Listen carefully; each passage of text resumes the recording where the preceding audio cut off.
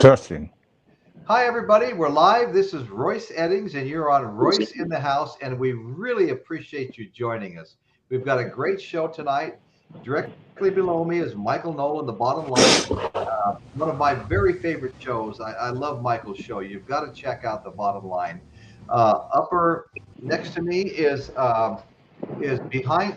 Well, this is Michael McVeigh. We're at the scene of his concert he just played. And Michael's got some words for everybody. And behind him is Dan McNew. There's Dan the man. Dan the man who filmed Houston, Texas, buddy. Michael's entire concert. And just below these guys is Lou Mars, who's been struggling with his computer all day long. Lou looks like he's hiding behind a Band-Aid. And this is perfect having you here, Michael, because the focus is on how musicians that don't have a record label, that haven't been signed, can make a living just doing what they love, music.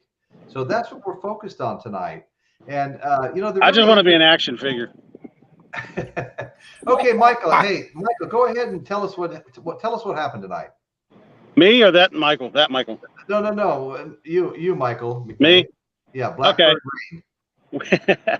Well, we're in. I can't say Dallas, right? It's Fort Worth. I was already scolded not to say Dallas. I guess it's a thing. You say Dallas. Dallas, Fort Worth. But anyway, so we get to the venue, and it was interesting because there wasn't nobody here, like literally nobody. And we're like, okay, did the place close down? And then, long story short, I got to be careful what I say, but long story short, it's under new ownership now, from what I understand. So, can I say that like that? Yeah. Okay.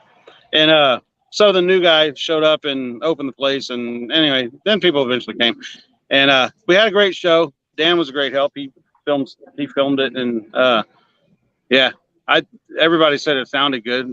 I guess it did. It did. Well, you're the singer. He's honest. He said it. Say it again. Yeah, it sounded badass. He said it sounded badass. So I'll go with that. But well, as soon as Dan gets that process, we want to stream it to everybody. We had to shorten our set, but that's okay. I mean, things happen. The one thing about a live setting is you got to be prepared to be prepared, if that makes sense. Like, always expect what you don't expect. Right. I expect the unexpected. So they tell you, here comes our drummer. Hey, Scott, you want to say hi? He's fresh off the stage.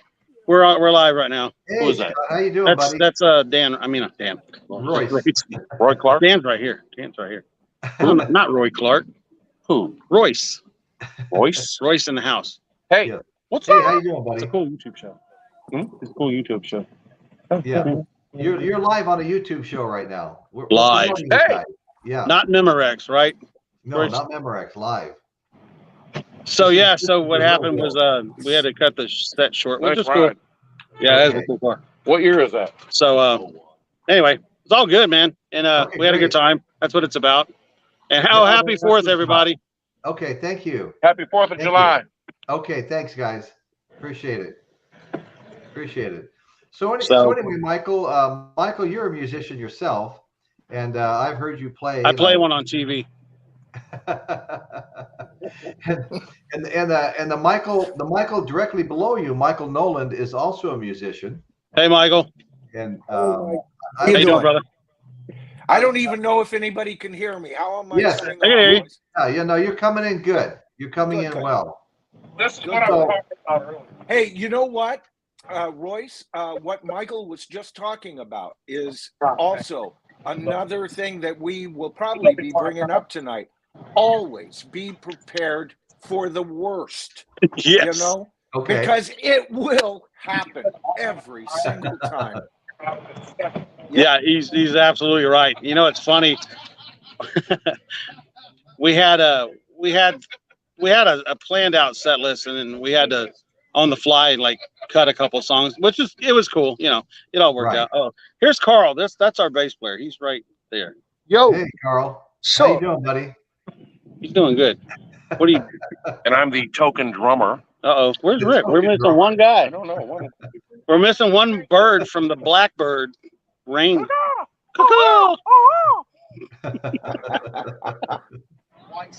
White Swan Storm. That's the Blackbird Rain tribute band. Is called White Swan Storm. Is that right? Anyway, I'm Well, sorry. What were you saying? No, Yeah, no. Michael's right though. You always got to be prepared for the Prepared how for can the I say that? unexpected. Absolutely, Why do I absolutely. have a hard time saying that? It seems like I'm every time tired. I get ready to do a show, I'm having trouble getting things working right. Hey, I So, will tell you this though. Your camera and everything looks great, man. No, Remember good. back in the day we were always having trouble with this shit. Yeah, yeah. Just so Everybody was fuzzy. Michael Nolan below you, just so he knows. Yeah, Michael McVeigh just above you, whose band played tonight. Myself, Dan McNew. We were all on a show together a year or so ago, and we all joined together and we had these wax competitions where we competed with our vinyl and other things. And Vinyl records. Michael was involved in a lot of other stuff. I pretty much just came to the Talking Wax show because I worked during the day when the Coffee Talk show was on. But there was a big group of us that all knew each other from that show, and none of us are involved with that show anymore. But that's how we all met and became friends. Yeah. Yeah. And we're one big happy family. That's right. Yeah, that's us. It got a little dicey at times, but it was nothing but a bunch of laughing and great times. And then you and the Wizard and Michael Altini on Jason. the show as co-host. Yeah, and Altini, yeah. We're all, we all still keep in touch and we talk daily. It's funny, man, because Jason and Pat and I and Altini and it's funny because our phone conversations alone can be like a show. And we joke about that because we ought to tape this crap. We put each other down, but we love each other. But it's funny because we're always cracking on each other. I'm like, man, this is good stuff. So.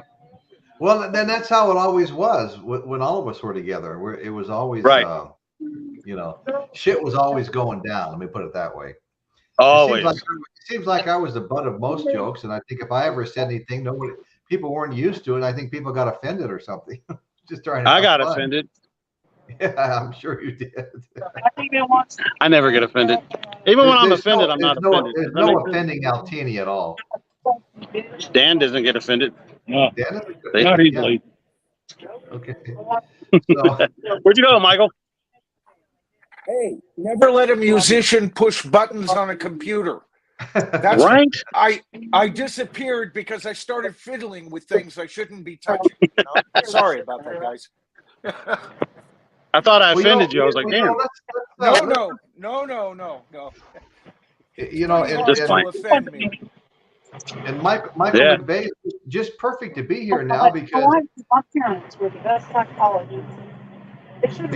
your band you were opening for all kinds of acts, Michael, before COVID hit. Right. What was it? The band Tame Fury. Could you just list some of the bands you were opening for? Oh man, it's funny. We were just talking about that. We've opened for, everybody from Ace Frehley to Buck Cherry to Bret Michaels, Striper, Loudness, Night Ranger, Skid Row, Robin Zander from Cheap Trick, and just. Oh, tell them who you got a call from for the show. Oh yeah, I wanted to say this is really cool. Right before we went on, Peter Criss called to wish us a good show. So that's always cool. Ain't that right, Scott? The call. Wasn't there some talk of you singing with Peter Criss? I think Linda Foster. Yes, I was supposed to go to New York and sing with Peter, and the event got. It's on hold right now. It's going to be rescheduled at some point. Okay.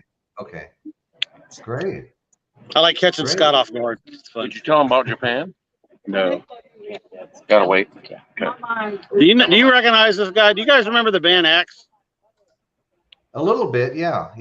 Rock and roll party in the streets. He's a drummer. Yeah. Well, I was just given 160 CDs yesterday, and Wow. I think I have one of those CDs. And then I posted a picture of him, and an old classmate from my school in Henderson, Nevada said, "Hey, Royce, my ex-husband, I have 500 CDs of his. Do you know where I could give a good home for him?" And I go, "I'll take them." And Right. she goes, "I won't be back to my home in Palm Springs till October." And I said, "Betty and I will meet you there." And she said, "They're yours, and you won't be disappointed." 500 CDs. That's cool, man. Yeah, if you look behind me, if I can turn the right direction, I bought a $26 5.1 Yamaha surround sound amp. What is it? Will, and then a 6 CD changer I bought yesterday at a thrift store for $7. And I bought 5 surround sound speakers for $20. So I'm kind of developing my stereo in here. My main one's out in the other room. I just need the subwoofer, and I'll be playing CDs, and then I'll get another turntable for in here too. So I'm trying to. I'm tired of competing with the Hallmark Channel out in the living room when I want to listen to music. But anyway. Hey, there's no cussing on the show. So anyway, hey Michael. Yes. Michael. Okay, McVeigh. Sorry, Michael. Michael McVeigh. Oh, look Yes. at this. Tell her there's no cussing on the show. This is exactly why I wanted to be a rock star. You know. Damn, you can't even do that in a parking lot. Dan paid her to do that. Okay, so anyway, so you perform tonight, and the subject of our show tonight is what the bands can do today to actually make a living without a contract. Sell merchandise without a deal. Well, that's one of them. Selling merchandise, selling CDs. If you're at a touristy place, like Benny and I were in Australia a few years ago, right after 9/11. It's been quite a few years. But there was this musician playing in this little bar restaurant that we ate in that was so great. I bought his CD and I brought it back to the States, and all my surfer friends, because he had a lot of songs that had to do with surfing, and all my surfer friends wanted a copy, so I burned them all a copy, and it was just spreading, And so if you're in a touristy place and you're up there playing, and you got your stack of CDs for sale on the table, that's one way to get it out there. In these touristy areas, who's going to walk in and sit down and watch? So that is a way, sell merchandise, your hat. I say with anything you do, promote. You can't promote enough, and if people get sick of seeing your stuff, then you've done your job. Because it's like if you sit home and you watch a Pizza Hut commercial, that's probably a bad choice of pizza places, but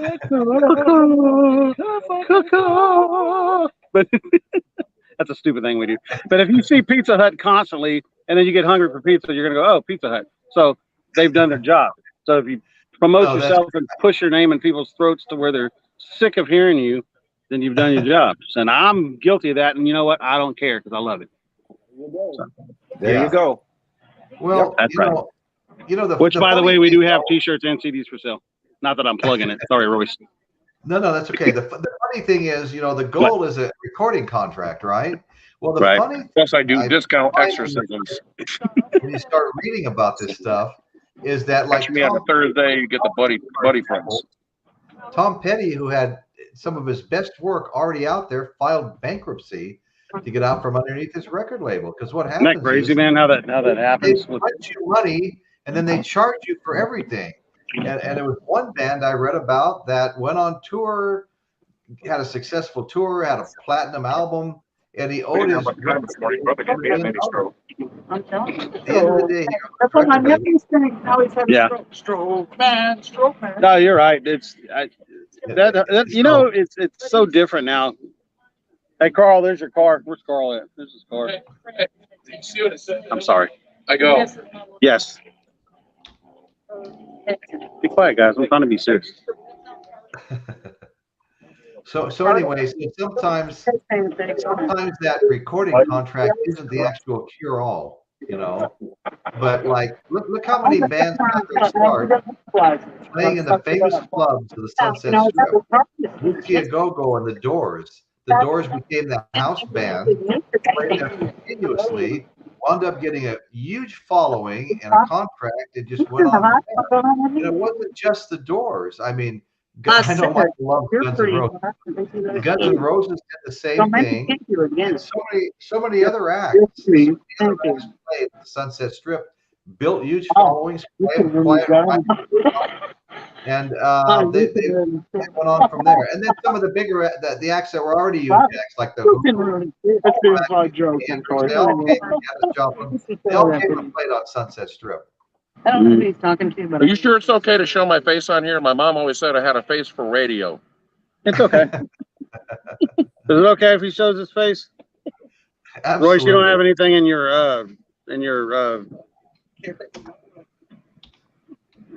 I can't think of it. Can you believe I can't think of nothing to say? Me? Well, if you want a headshot of me, just go to your local post office. Yeah.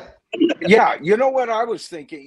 Getting Yes. back to the idea of having a CD, it goes back even before that. Back in the day, I went to, I burned my own CDs, and then I got to a level where, all right, I could afford to go down to a facility and have them burned. I dealt with Disc Maker. I dealt with everybody. And guess what? I did not get the product that I paid for. And that's one thing really? that I think, I think a lot of artists got to be real careful how they how they approach what they're going to put out there, because there's a lot of promises on that beginning level.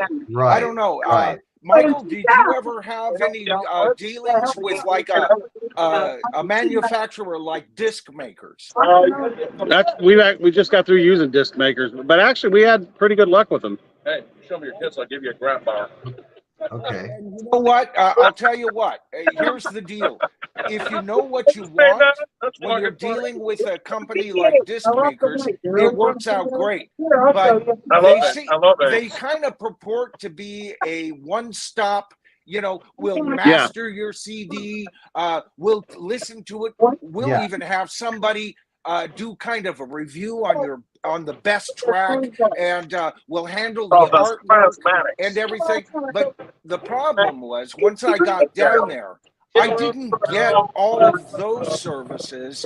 And if I had known a little bit more about what I was doing, I could have taken more into control regarding artwork, because their artwork person wasn't all the expert that they purported to be, But if you use common sense by the band or by the artist, and like, for example, I'll give you a perfect example. For my CD, I insisted on a high gloss cover. But the thing was that the artwork would have looked better on almost a paper kind of thing. But I wasn't in the space to make that expert opinion, and neither was Disc Makers, really. They just went away. You want a high gloss cover? We can do that. So you got to be careful, because when you get that, because Disc Makers, man, they did everything they said they would do, but not as well in certain areas. The CD was okay, the mastering was okay, although personally, I remastered it, and I think I got a better version.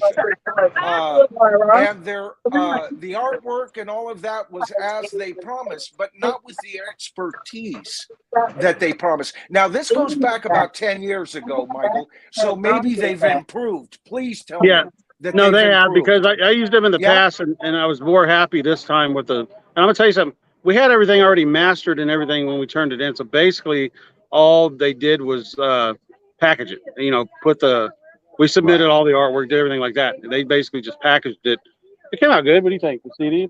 Oh, yeah. So they did I think they did a great job. It's a good job. Yeah. And I've never had an issue with them. Like so all the songs I listen to. Huh? Yeah. So is the CD complete now? Yes. Okay. Hey, listen, if you have a minute, I'd like to talk to you about Amway. You guys know where the extra voices are coming from?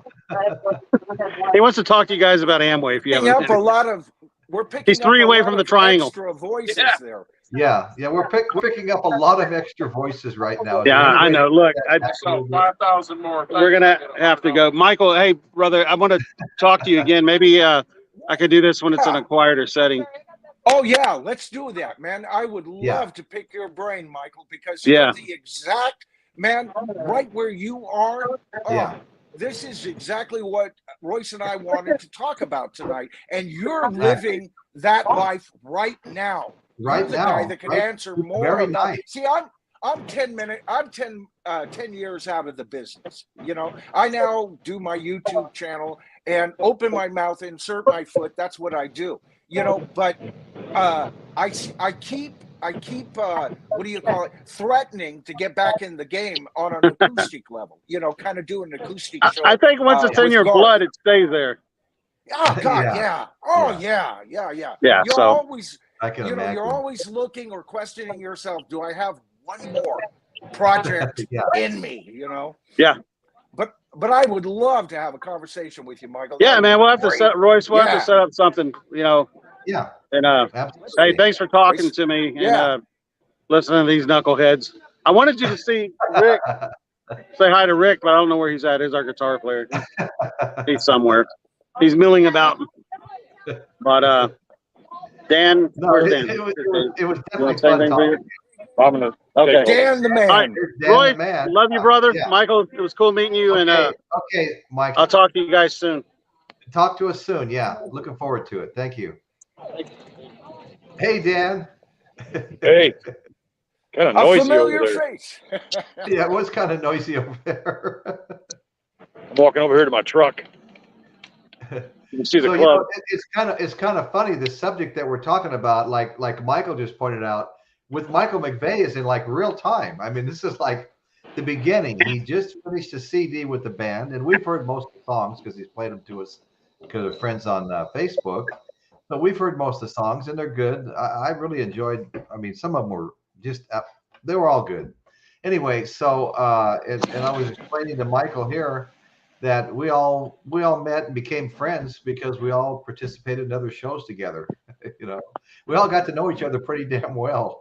You should play that tape sometime about the ward. We were all on a mental ward because we all lost the wax competition. I was in there with a black eye, and other people had casts on their arm, and other people were in wheelchairs. Daddy Boggs was in a wheelchair, I think. and we had posters of all that. It was great fun. And I even got cast as in that show. I got cast as Dirty Royce, the takeoff of Dirty Harry. You know, that's how they referred to me. I was Dirty Royce. But we had fun, and then things kind of fell apart. We all had things just fell apart, suffice to say. And but it was fun while it lasted, and I think we all enjoyed it. We all got to know each other, and it's all kind of carried through with some of the other shows that we've hosted on each other's shows before and things like that. It's been good. So I don't ever regret being on there, and I don't think Dan does either. It's just No, I met a lot of great people on there. right. Yeah. Daddy Bog just reminded me when I lost one competition, I talked for 10 minutes about an album, and I pulled out the wrong one to show it. And the producer and drummer of what's his name? And there wasn't a producer. He's a drummer in the Vaultmeister. Oh, Joe Travers? Joe Travers, the drummer for Dweezil. No, not Dweezil. Frank Zappa. Yeah, Frank Zappa. Well, yeah, but he was a drummer for Dweezil's band too. Oh, okay. Well, anyway, so he was kind of a host on the show when I blew it and pulled the wrong album out, and I was talking about an album that I was in the video of the filming in November Rain for Guns N' Roses. I was at the Orpheum Theater in Los Angeles. Me and the guy that worked for me, we were actually in the video wearing tuxedos, you know. And so I told this big long story about how all that went down. Well, I had Use Your Illusions 2, and my youngest daughter that lives with us had Use Your Illusions 1, and she kept it on her nightstand. And she didn't tell me, and she stuck it in there. My albums were on these boxes in alphabetical order. She slid that in there. So I went to Guns N' Roses and saw Use Your Illusions, and I pulled it out, and it was hers, not mine. It was the wrong album. And Joe Travers, the drummer for Frank Zappa, goes, disqualified or something like that. I'm like, oh my God, would you shut the hell up? Man. Well, you know, we're talking about bands that, you know, can't get a recording contract and, you know, what they need to do to survive. Well, from my experience with working with bands, one of the first things I noticed when I worked with Aska was that when they did a gig and they got paid, they didn't distribute the money amongst the band members like most bands do. They took the entirety of that money and put it in the bank. The band actually had a bank account, and they used the money they got paid for the gigs to produce their own CDs, to start the merchandise. Oh, good. I mean, I've worked with bands before where at the end of the show they divide all the money up. Oh, Well, yeah. the band is still broke. Everybody you know, bought a Cadillac at the end of the show. Yeah. So to me, it's always best the band pull all their money together, basically do the shows for free, but the band in total can benefit from it in the long run. They can afford to do a lot more than they can if, every gig, everybody's broke, and you can't, you're wishing for, you can do your own CD independently, and pay for it, then mark it up and sell it at the shows, T-shirts, and it adds up after a while if you get plenty of shows. Okay. Well, okay. Dan, I was going to say, Dan is absolutely right. I can't tell you how many times I was stuck in a position with brilliant players. I mean, they were really good players, but they were playing for beer money. And I could not get it across to the band that, look, of course, I made sure I had a job that paid the bills and trying to play and manage a band and an actual career. I'm an old psych nurse, right? I worked at a state hospital full time sometimes, double time sometimes, and played in a band and try to get to regional. That was the idea. Let's get to regional. Trying to get them, it's all divvying up the money. And here we are playing, $400 gigs at the Forestville Inn, 60 miles north of San Francisco. And that $400 was more important to the other members of the band than a possible future. And Dan is 130% correct here, man. Okay. If you're serious about actually having a career in music and you're not willing to give up gig money, and you're not doing what it takes there so that you can give up gig money, you ain't gonna go nowhere, buddy. Nowhere. Fast. You got to treat it as a business and not a hobby. Yes, absolutely. And here's another thing: quit looking for the same old gigs. You can get quite what am I saying? Creative. All right. There are people who put out house parties or they put out, they rent a hall and they are the biggest fans for this band. And they're the ones that have a little cash on hand and they really want to help out the band. So they throw a house party where the guests show up. There's a cover charge to come to your home. The band plays, right? And every guest gets a CD, a T-shirt, or whatever, and that's all factored in. Do you know? I can't remember her name. I was going to have the book for tonight, but she put out a book in the 90s. She was a single artist, an acoustic artist, and this is what she did. And guess what? The woman wound up nominated for a Grammy, and she got to go anywhere in the United States she wished to. She traveled in her Jeep.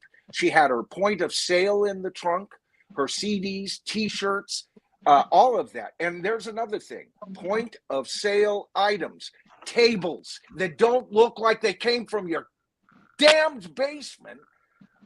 Invest in, if the music's good, invest in the damn product. The band is the product.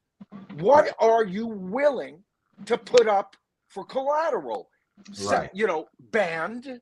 It can't be just one guy putting it all together and then feeding out beer money to guys who don't really want to make it, because it's the bands that put it together, that put all of this together, that without a contract, they're making a living today, Royce. They're making a living on the road today. No, thank you, RCA.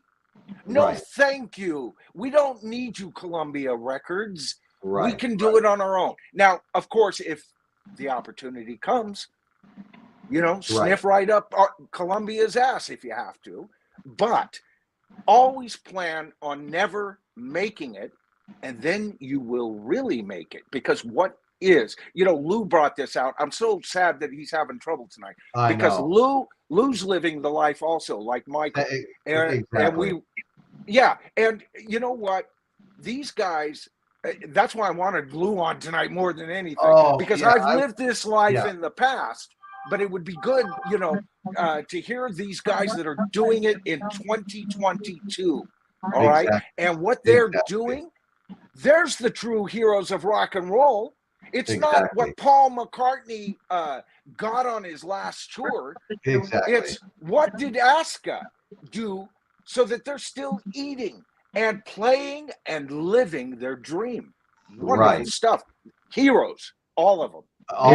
Here's another thing. Here's another thing we did with Aska back in the early '90s, before there was the internet. You know, a lot of the bands have it easy today because they got social media. They can talk to a large number of people just by sitting at their computer.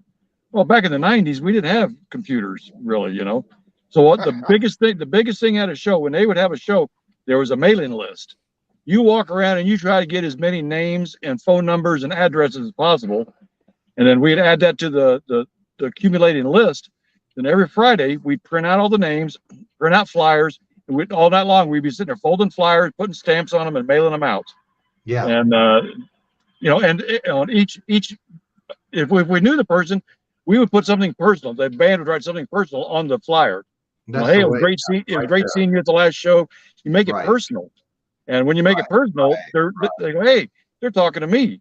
And it helped draw a lot of people, you know. So, you know, nowadays it's a little bit easier with, like I said, with social media, you know, but you know, back in the day, it was a little more difficult. But once you get that following going, you're going to get some hardcore followers. They're going to follow you no matter where, you know, and then you offer them, like you said, merchandise, give away CDs and all that.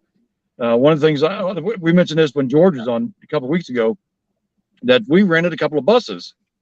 You know, I think it was like $1,000 a bus to rent these things, but we charged admission. You want to go, it's an out of town gig. We're going from Dallas to Austin. Well, we figured up it was like $35 per person. If we knew we had to have X amount of people to break even, and we knew we could get that. So that's why we went ahead and did this little thing. And so people would pay $35. That gives them admission on the bus, gives them admission to the show, and we get to Austin, plus free beer on the bus. You know, and people remembered that, and they kept coming. Built-in audience, Dan, a built-in audience. You took your audience. So for those who actually show up at the gig, they think they're at a bigger event. Yes. And looser wallets, right? Right? Yep. I mean, the bigger the event you're at, the more tempted you are to actually buy point of sale items like CDs, T-shirts, things like that. So everybody goes, wow, you know, why would you go to all that trouble? And is it just for your fans? No, it's actually a sound business decision to do something like that. And that's thinking outside the box. You know, that really is. It's like, okay, we don't have record company money. What can we do to gain interest? Well, I think it's a fantastic idea of busing the people in. Like you said, you figured out the cost and everything. Now, I've never bused to a concert. I went to a Snoop Dogg concert in a motorhome with a bunch of my friends. And of course, we're drinking all the way there. And I've been to several sporting events that different contractors I know rented a bus and take everybody up to see the Raiders or whatever. 49ers, and when you do that, it's drinking all the way, you know.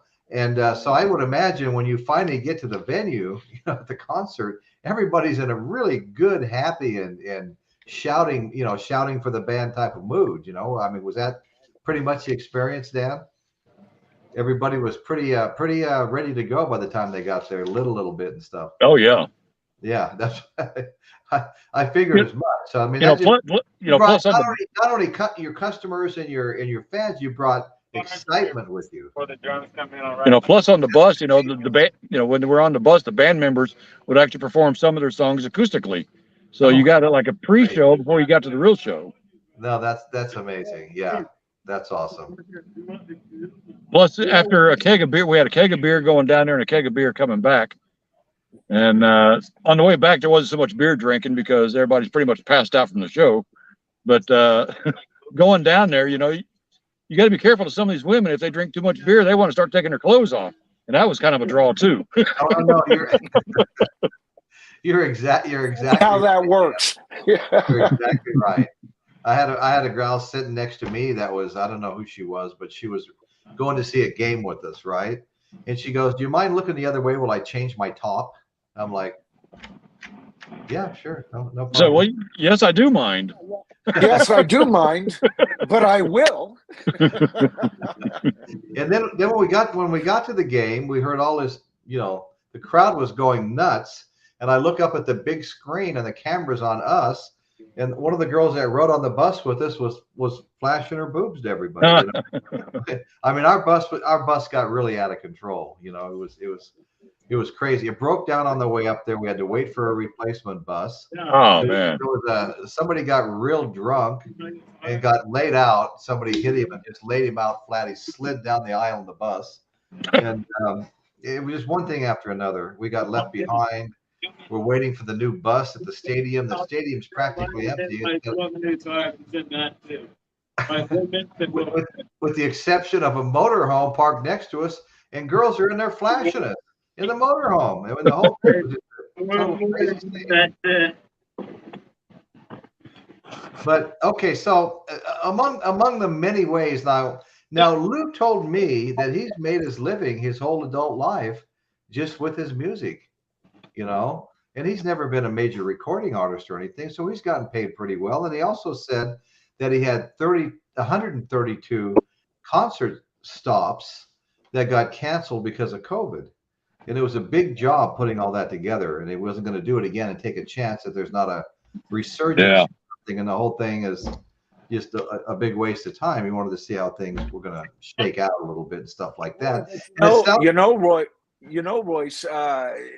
the thing is the summer seems to be turning into quite a resurgence for the major bands. I'm amazed at the attendance and the amount of bands that are touring. Oh, everybody's touring right now. Everybody. I mean, or they just finished, Yeah, or they just finished. But it seems like the roster keeps getting bigger right now. It just keeps growing. Yeah. And like I said, I'm really excited. I think I've got Journey already slated, and I really want to go to see Santana a couple of days later too. I think that would be a lot of fun. And then they just keep coming. It's just nonstop. You've got acts at Chumash Casino. You got acts at the Santa Barbara Bowl. You got acts at the Vina Robles Winery. You got acts at the Mid-State Fairgrounds. It's just going crazy right now. And the tribute bands, I've never seen anything like this before in my life. Every time I turn around, there's another Led Zeppelin tribute band. Led Zeppelin was just here. I didn't go to see him, but because I'd seen him before. And then there's this female tribute band, Led Zeppelin tribute band, and I watched some of their songs last night. And that girl on the harmonica, the lead, she was great. And so was the girl playing the guitar, the slide guitar and stuff on When the Levee Breaks. Yeah, that was a good video. I watched that. That was really good. I'm just wondering if I can get away with filming some of that and playing it on one of these shows, because that was pretty. Oh yeah, I posted that, didn't I? Yeah. And that was pretty damn. I was impressed. Well, something I've discovered about tribute bands and recording them and putting it on YouTube, because since they're a third party, you still have to share it with the original writer. So whoever, it's not a copyright strike. You just got to share the profits with the original composer. So it's a copyright claim, for instance, I recorded Mickey Dolenz entire concert. Right. And I've got like 1,100 views so far, and I've made a nickel. Right. Well, it really paid off. Didn't begin to pay for your gas to go to the show. No. Well, to me, it's not about the money anyway. I do it because I enjoy doing this. It's not about the money at all. But and that's something that a lot of people on YouTube make a mistake doing. Think I'm going to be a YouTuber and I'm going to make all sorts of money, and then they're disappointed when they don't make the money. Then they badmouth YouTube, and I think, well, don't do it for the money. If you make money, that's great. That's just icing on the cake. Don't go in it with the mindset I'm going to become. We both know some people. I mean, I'll throw one name out, Jordan the Lion. Jordan's been at it for a long time. He does a travel vlog only, and he goes to a lot of interesting places. I think he's got like 70,000 viewers, and they actually make a YouTube show out of what he makes every year. They show his Patreon account. They show what he's making on commercials. They show what he's making some of it's got to be speculation. They show what he's making on, his merchandise sales, and at the end of the day, it's pretty impressive, But like I said, he's been at it for a long, long time, and there's not that many people that are doing what he's doing. But they are out there. They are definitely out there. And, I told you that I've got a guy from a tribute band booked for next week's show, and I talked to him probably about an hour, and he gave me a lot of insights about tribute bands and the reason why he did it. It's kind of amazing because I know like 5 or 6 guys in tribute bands, but they all used to be in regular bands, but now they're all in tribute bands, and we'll say that's next week, but he'll explain why tribute bands are such a craze nowadays. Now his name was Alex, right? It's a journey. No, Eric. Eric. Okay, I was Eric Knudsen, and the name of his tribute band is Desolation Angels Bad Company Tribute. Oh, Bad Company Tribute. Yeah. Yeah. Well, of the 160 CDs that were given to me yesterday, I do have a double album of Bad Company. I thought I'd throw that out. I've spent hours sorting through there. I've got like 7 Pink Floyds, I've got Led Zeppelin. One's a two disc box set with a couple little booklets and stuff like that. And I have a lot of Zeppelin. I've got a lot of Zeppelin CDs, even BBC sessions.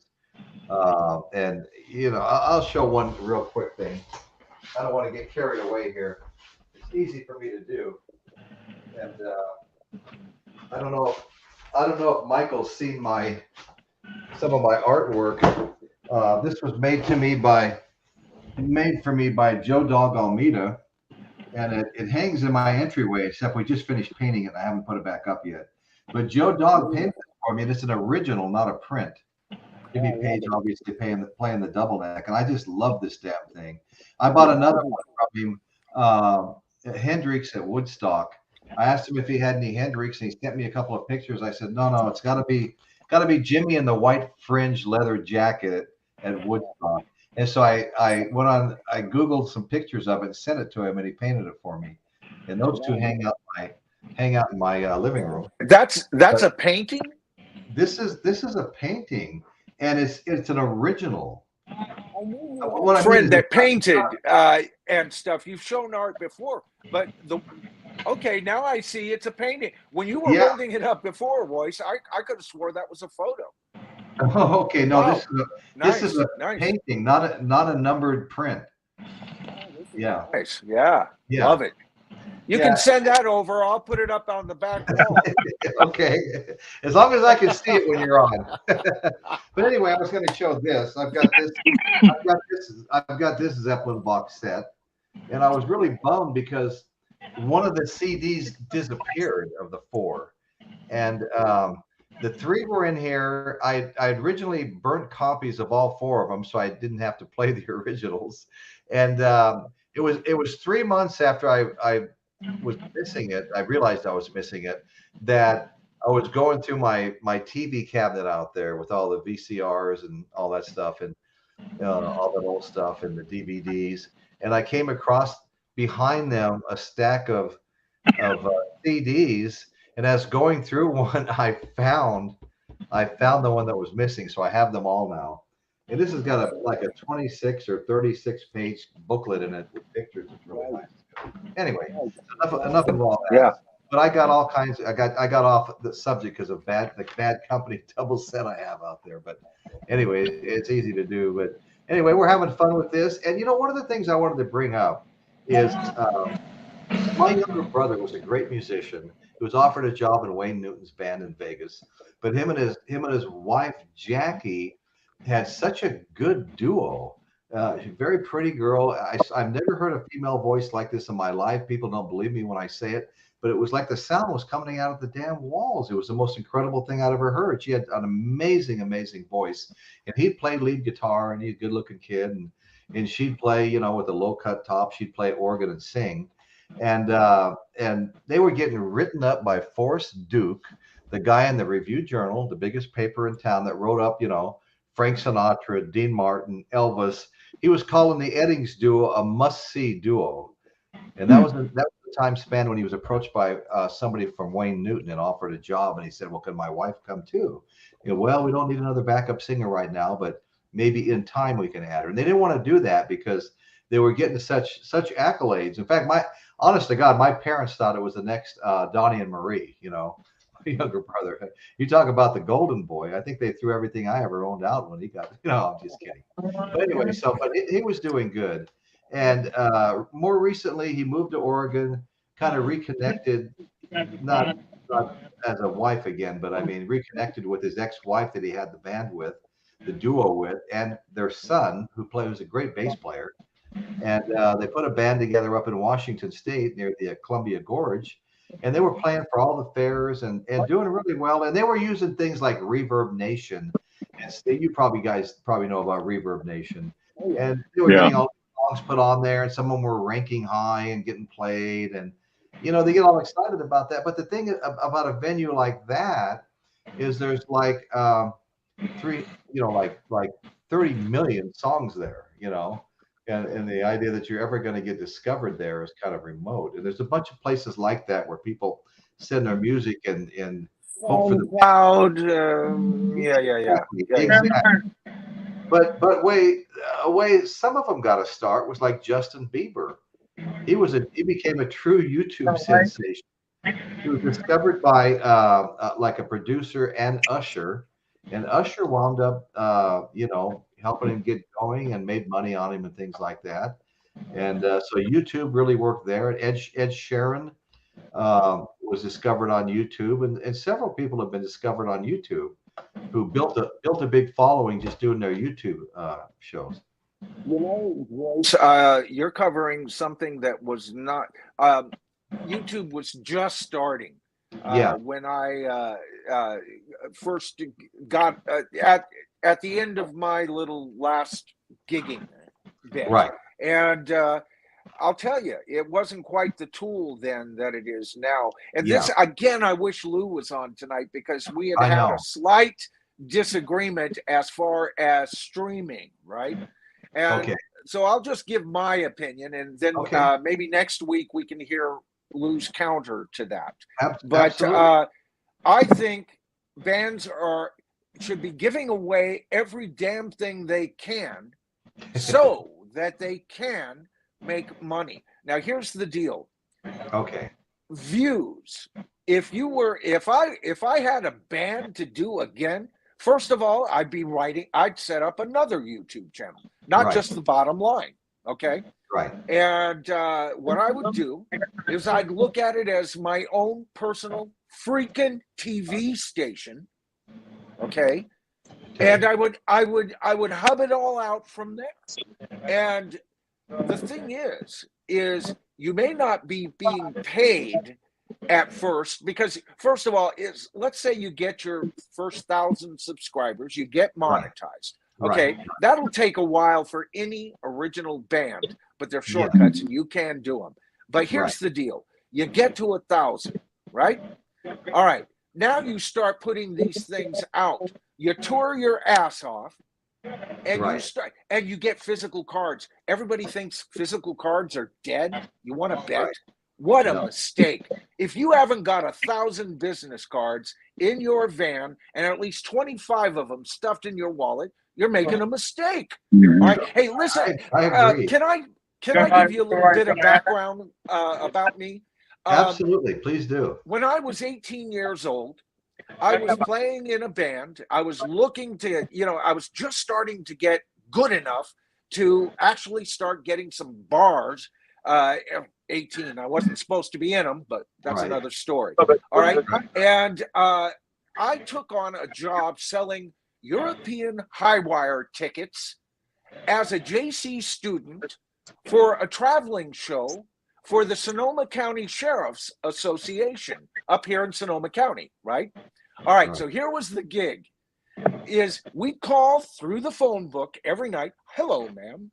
This is Howard Miller. Yes, I did use that name. Howard Miller.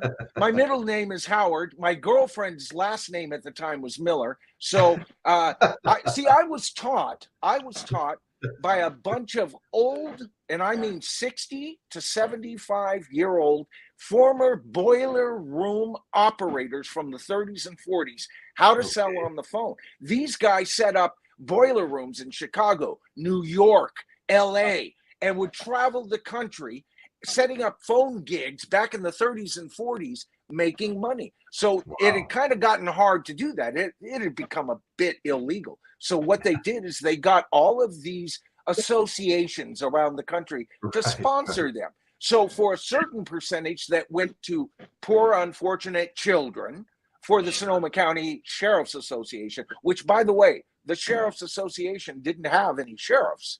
They were just an association associated with the Sonoma County Sheriffs, right? And so you would call these up. Well, it wasn't too long.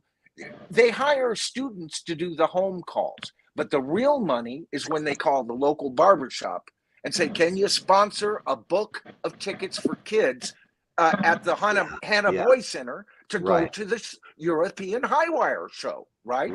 Well, it wasn't, I got good at it. These guys were teaching me. I learned to make my 18-year-old voice sound like a gruff 45-year-old, and here was my gig. Hey, this is Howard Miller for the Sonoma County Sheriff's Association. How the hell are you?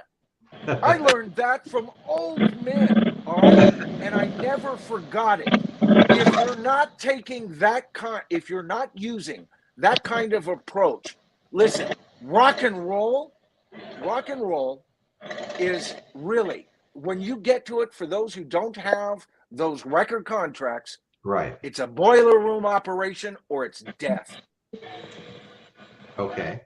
Makes sense. Yeah. All right. So there you go. You've got all of that. That's how you got to take a look at what you don't have. How can you get the closest thing to what you don't have? All right. That's why we're talking about disc makers. All right. A wonderful company. Listen, I paid up about $1,500 up front, got myself, or was it 18? It may have been 18. All right. And I got my 1,000 CDs and everything they promised me.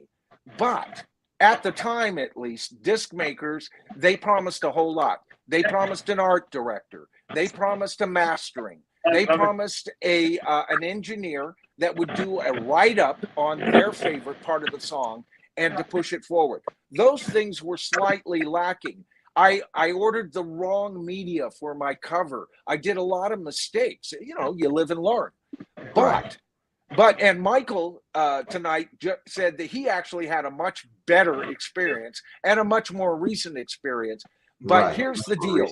No matter where you go to get those CDs burned, make sure that company knows what the hell they're talking about and what they're doing. Because I know more than one, not just myself, artists who didn't quite get what they thought they were going to get with that. And then you're stuck with it, man. You've got 1,000 copies you got to unload.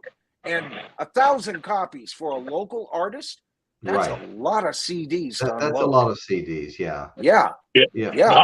I've still got boxes, man. I was about to say, I was about to say, I know a guy that had a band here locally, good band, but he over-ordered. You know, I went to his house, opened up the closet door, and there's nothing but CDs in there. And and this is like 25 years ago. I bet he still has some of those CDs because the band broke up, so he's stuck with the CD. Right. And here's the thing too, is when you're stuck with that, with that large of a, see, the best at the time I could have actually ordered, I think, as few as 500. That would have been the smart thing to do. Sell those and save the money, and that would have gotten the next 500. Now you've got a rotating product. It's fresh. And if it doesn't sell so well, you saved on 500, first of all. And second of all, now to re-record something and get another project out there. Don't live and die by something that doesn't work. I would rather be pushing a homemade burned CD with my own stuck-on label with superior music than the disc maker's product I got over there, and mistakenly, not just on disc maker's part, on my part. And I'm still just stubbornly pushing it because I've got 600 copies left. What do I do with that? It's a waste of money, and it was a bad investment. And I know with Aska, you know, they would know when they were running low on CDs, and they would order. Then they would order more before they ran out. But they actually had an issue with one of their. I think they made a mistake one time. They sent their masters off and never got the masters back on one of their CDs, so they never could. That's why they're still sold out to this day on one of their albums. They never did get.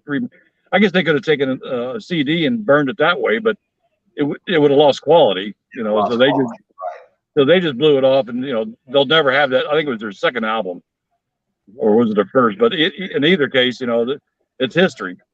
You know, they're not going to re-record it. Yeah. You know, the other thing too is companies like that, they have 2 or 3 mastering engineers. They're a 24-hour service. They're always burning. They're always mastering it. They've got CDs often to the oblivion that are waiting to be printed up. And what you want to do, which I didn't do, is you want to ask to interview the mastering engineer who will be mastering your product. And you want that written in the contract, and then you want to listen to some of his stuff.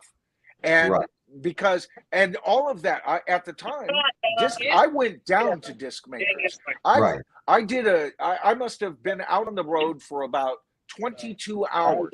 I drove down, you know, to disc makers down in the southern tip of the Bay Area, and actually went to their facilities. I talked to the people and everything. And boy, if I had just made a couple of other decisions, it would have been a much more positive experience for me. But that's why I wanted to talk about this tonight, guys, because that's where, you know, don't believe in your product so much. Give some people time to listen to it. Is there final recordings? Is there a cut on there that shouldn't be on there? Put out 7 songs on your CD instead of 11. If there's 4 songs, it's going to crucify the product. You know, put the very best out there and leave the best footprint that you can in the snow, because it's cold out, not, you know, outside. Yeah, it really is cold outside. Yeah. Yeah. Well, you know, what's interesting is, you know, it's, to me, it would seem like a dream for a band trying to get recognition, trying to get going, trying to get, you know, something really started, and making money, to finally get tapped by a big headliner to open for them. And I know at least 2 people. We've got the Paso Fairgrounds here, 10 miles up the road. That's where I'm going to see, you know, Journey and Santana and stuff. And they've always had huge acts there. I mean, whenever the top acts were circulating around, they had them there. They were all there. And what I found is a couple of friends of mine were in bands. One was a real young friend that lived across the street. His father and I were more friends than him. He was young. He was just in school when they moved in. But he got in the band, and they were doing good. They would play all over the place. And they got tapped to open for a huge act. And boy, you talk about excitement. I mean, it's like we're on our way now. And they went out that night and opened for them, and that was it. And another friend of mine, and Lou Mars knows him too, because Lou's lived around here a lot, played around here a lot. He got tapped a couple of years ago to open for a huge act at the fair. And when it was over, He's just back into the local bars and stuff playing. And it just never seems to, you know, sometimes that just doesn't give you what you think it's going to give you. After all the buildup and all the excitement, you think you're finally on your way. You're going to get noticed by people. Maybe this band's going to want to take you on tour with them and pay you well, and you're going to get all these accolades, and it just doesn't turn out. You know? Well, if anything, like with Aska, you know, when Aska wasn't overseas touring and they were just playing locally, well, when a good show would come in town, like Quiet Riot, well, they got to know the Quiet Riot guy. So every time Quiet Riot came to Dallas, Aska got to open for them every single time. You know, and it's kind of weird, because I think George told this story that Aska was double booked one night. They had to open up for Quiet Riot, and when they finished up that gig, they had to pack up and go to another club. Well, when they finished playing their gig, they were packing up. When they left, half the audience left too and followed them to the other club. Left Quiet Riot sitting there with half a club. That's perfect. That's wonderful. And so, you know, so if you're not touring with somebody locally, if you can hook up with a national act, you Yeah. know, Yeah. and just every time they come in town, you open for them. So that's always Right. another good way of getting, and so you got a much larger crowd. You get back in those days, you get put more people on your mailing list, you know, and always be nice. Always interact with the audience too. Exactly. Always got to interact with them, no matter how crazy or drunk they may be. Just be nice to them, and they remember you being nice. I've seen a lot of bands. George Call put that very well in the. Yes, George is very good at that. He really said he tries to establish a personal connection with everybody near him. I worked with my brother-in-law's band for several years, and he's one of these guys, excellent guitar player, but he was not a people person. When sometimes they'd play 2 or 3 hours and they would take a couple of breaks during the night. He would just go outside. He wouldn't talk to nobody. He didn't want to talk to people. Well, that band, that folded, of course. It just didn't work. And it's almost like the guy was sabotaging himself. I try to put out T-shirts. I try to get recordings going. He didn't want any of that, but he wanted to be famous. He wanted somebody to discover him. I said, well, how the hell are you going to get discovered if you don't make an effort? Well, I'm going to do it my way. I'm going to do it my way. Well, the band is history. Yeah. Well, what it seems like to me when it comes to touring, if you got a more obscure band that wants to go on the road and make a name for themselves, financially they're going to have all kinds of problems. And it seems to me that oftentimes members will be dropping off and going back home, because that's got to be a tough way to go. Michael, did you do any extended tours and things like that, or? My greatest level was always trying to achieve a what would you call a regional area. So I played anywhere in the 9 Bay Area county of the Bay Area, right? Anywhere up to the top of California, really, and San Francisco proper, few San Jose, down in that area and everything. And most of my live playing, I would have to say, is probably 75% bars, and trying to pick up on that, and got to play a few of the colleges, the universities, things like that for the bigger ones. And you know what? I was a thorough success. You know why I was a success? Because that was good enough for me. I enjoyed it that much. How can you say that's not a success? People say Lou Mars. Well, he hasn't got a record contract and everything. The dude is leading a successful life, man. That's exactly, yeah. He's a successful musician. And so I don't look back on any type of career opportunities that I missed. I look back on some of the most fondest times playing and sharing music in front of a live, appreciative crowd. Yeah. What a freaking turn on. What a freaking turn on, man. Absolutely. Nothing better.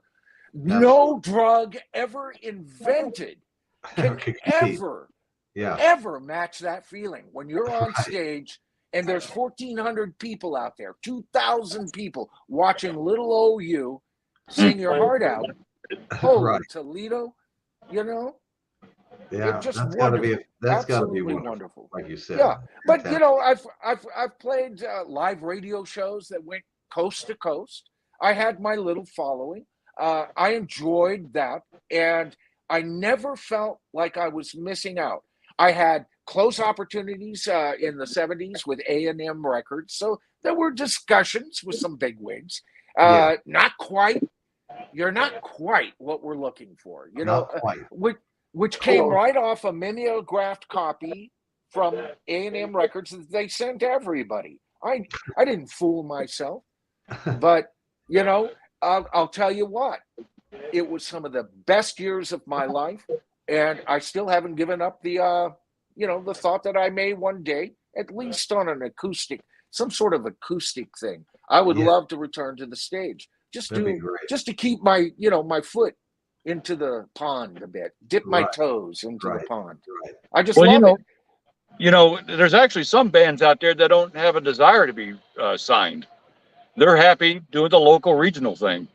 because once you get signed, a lot of that control goes away from the band, and Right. some of them don't want to release that that much control. They want to keep control of the band, and even if that means they got to stay local and regional, that's what they do, because very few bands get full control of everything, and until they can once they prove themselves.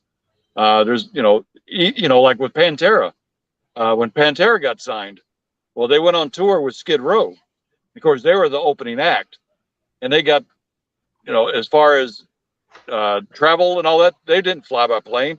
They were given an old crappy RV where the lights didn't work on it at nighttime. I mean, it wasn't the road trip wasn't nice, Right. So so a lot of times it's better, every band has to make that decision. Do we want to be recorded, or do we just want to be a band and have fun locally and regionally, So, not everybody wants to be signed. Yeah. Well, People forget that in America, that was the life of musicians for a couple of 100 years, folks. That was exactly how the most popular musicians made their living. Was basically they covered their little region. And back then, especially before the car, before trains, that region was much smaller, but they got to be known.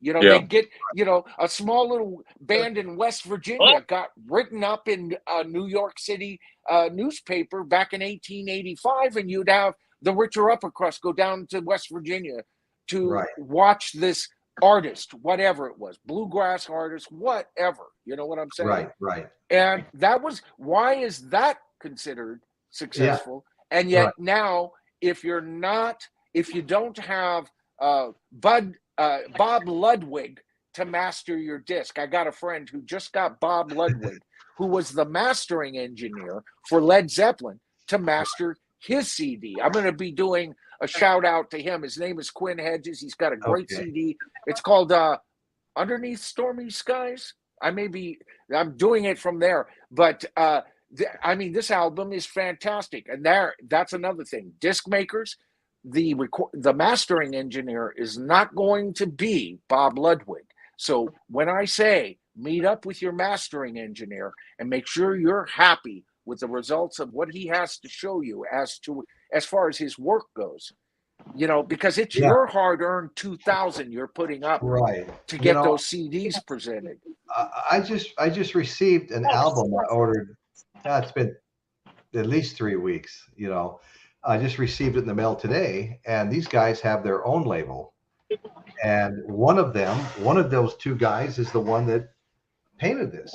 That's great. That's Joe Dog Almeida, and he's from England.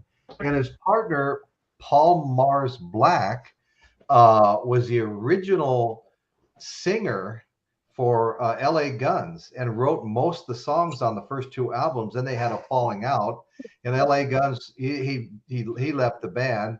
They used all his songs that he had credit for, and he wound up in all these lawsuits and stuff. So we interviewed him about, 6 weeks ago on our show, Paul Mars Black, and it was fun. And I think it was just Lou and I, and him and Lou had a lot in common to talk about. And he's living in something like Lake Arrowhead in a huge cabin. And Lou was asking him if he was going to go back on tour, and he goes, "Well, I also sell real estate, and I sold 40 houses last year, so I probably won't be going back on tour." Kind of a popular musician realtor, and got a big following in the real estate world. But anyway, they do eat. I think he goes down and plays once a week at the Whiskey A Go Go or something like that, And but anyway, so the album came in today. It's a great album. I've seen these guys, I think, 3 times live, at local venues. And it's really good. It's called Everybody Rains on My Parade. And I think most appropriately related. Yeah, exactly. But they have some songs out. If you look up Sonic Boom is the name of the band. Sonic Boom, Everybody Rains on My Parade. It's a great little album, and they've got some really fun songs. And like I said, he wrote most of the songs for the first 2 albums for LA Guns, and then he was gone, and lawsuits proceeded. things like that. But anyway, if he wrote those songs, certainly he must have at least got royalties for being the songwriter, right? well, it wound up in lawsuits, and I would assume that down the road he did. He didn't really mention that part of it, but I brought this up in part because they have their own record label. They're not signed with anybody. Huh. Yeah. That's interesting because there's people out there that do nothing but songwrite, Yeah. and trying to sell their, there's some pretty tough laws and everything that protect songwriters. So I would hope Right. that he got some protection along those lines. Oh, I'm sure he did. It was in court for a long time. Maybe the division of the money or whatever. And here's another thing for artists, whether you're a band or not. A lot of the advice I've given tonight are based on artists, whether you're a rock band or a single guy with a guitar, right? Or woman. But make sure that you copyright your material. Right. There's a whole process. I make sure all of my songs are copyrighted. Who knows? Somebody may want to cover it. So it may not be me. Or I put it out and somebody likes that. Someone wants to do a cover. I want to own that song, baby. Besides, if it never sees the light of day, it's my freaking song, man. Right. And I want that song, So guard your family jewels. Right. Well, you know what?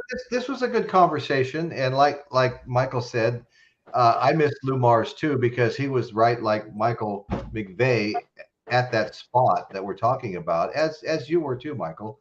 But it would have been great to have him as well. So, but we have reached our time limit here. And thank everybody for being here. By the way, Lou, we missed you tonight. If you're watching, really, seriously, we missed you a lot, Lou. You heard me say it. We were really looking forward to you being here, and certainly look forward to it next week. So thank you guys. Thank the hosts here. You guys did a great job. Dan drove to.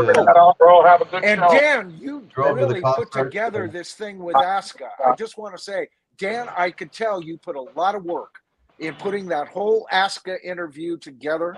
Yes. Great job. I was impressed. Great job. Awesome. Yeah, absolutely. I was too.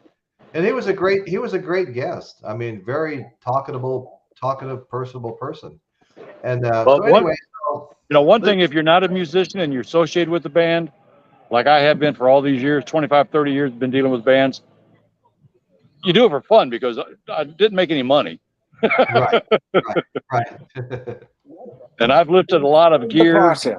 I've lifted a lot of gear. I've done light and sound, and you going on trips, and doing promotion stuff. And I think the most I ever made at one time, I think I got paid $200 one time for something I did. And that was about it. And that, $200 for 30 years of work, you got to love it instead of, you don't do it for the money. No. Now, wait a minute, Dan, you're holding out on us. You and your wife did some backup singing one time. Oh, yeah. That's on which CD was that? That was Avenger, I believe, the Avenger album. Oh, yeah. The song Crown of Thorns. Towards the end of the song, you hear somebody yell, "Hail!" That's me and Robin. Dubbed over like 50 times, so it sounds like a huge crowd. And we even got credit. Backing vocalist Dan. and we got credit on the CD liner, so that's cool. Oh, cool! That's awesome. As well, you should have. Absolutely, yeah. Those who back you up, bands, credit. Right. Your inner circle is what is going to bring you a wider circle every time. Yep. Right. That's one thing too, because I did work with Aska. I've met a lot of people in the music industry. George is the one who introduced me to Dimebag Darrell officially. And once I got to know Dimebag Darrell, I got to know, bigger rock stars, so and my wife was always amazed. We used to go to clubs, and every time I went to a club, somebody there knew me. Right. And so I said, okay, we're going to go out tonight to just oblivious club that I've never been to before, just so you and I can go out and have a few drinks by ourselves. Well, I go out to the club. I knew about 10 people there. And her response was, "I can't take you anywhere." Your wife would have been the perfect friends for me back in the day. That, I would have appreciated that kind of support. Are you kidding me, man? We had a few people like that would really follow the band and show up at all. You treat them like kings, man. You treat them like kings. Yeah. Yeah. Exactly. All right. Well, I think I'm going to go in and have another drink. Okay. You lucky man. I guess I'll have one at home. Thanks a lot, guys. Thanks a lot. Thank you. Okay. Really appreciate it. Loved it, Royce. Thanks for having me on. Hey, yeah. Love having you, man. Love having you. You too, Dan. I love being here. Okay. And I'll keep you updated as far as Blackbird Rain video when that's going to come out. Okay. Sounds good. Thank you. And I want to thank everybody in the chat. We really appreciate you. We try to work hard to put this together. Sometimes it doesn't go quite the way we expect it. And sometimes we have other people on that sometimes we don't even expect them to be on. But anyway, we had a great time. I hope you guys in the chat had a good time. And that's what's going on in Royce's world today. Good night, everybody. Good night. Night, man.